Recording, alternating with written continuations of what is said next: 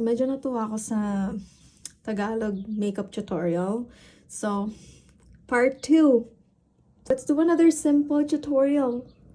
Number 1, Skin Enhancer Primer from OG. Konti lang, parang lahat na lang konti.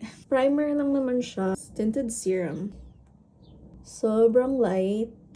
Tinatry ko na rin na hindi gumamit ng makeup products na may fragrance kasi imagine ko na sumakses ka Char. Napansin ko na less yung breakouts ko. Sobrang daming makeup, hindi na alam kung saan nakalagay. Concealer from Tower 28. So, blend. You should use yung website na Acne NYC website. Tapos, i-copy and paste mo lang yung ingredients doon.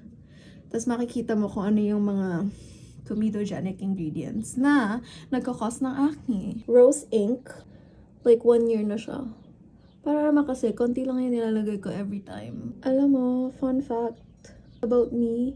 Before, nag-struggle ako sa severe acne. Before, sobrang gusto ko na talaga ng makeup. Pero, in-stop ko lang yung sarili ko na hindi mag-makeup. Kasi nga, hindi ko matignan yung face ko sa camera. Kasi nga, sobrang ang dami niya sis. So, this mascara, it's from Ilia. Kung may acne ka, change your lifestyle, watch what you eat. Tapos, maybe, try to not wear too much makeup kasi nagkakos din siya ng acne. Konti lang din na blush. Gigil na gigil mag-blend. Sila to. Pinili ko to sa Boracay. Yes, kilayan kita. Ayun, nabudol ni. Ano bang ma-recommend nyo na magandang brow? Trendy ngayon na dapat nagle-lip liner ka before mo ilagay yung lip products mo. But personally, I don't really care. Kasi nga, kumakain ako. Ang dami kong kinakain. Diba? Sobrang natural lang from Merit. Yan na siya.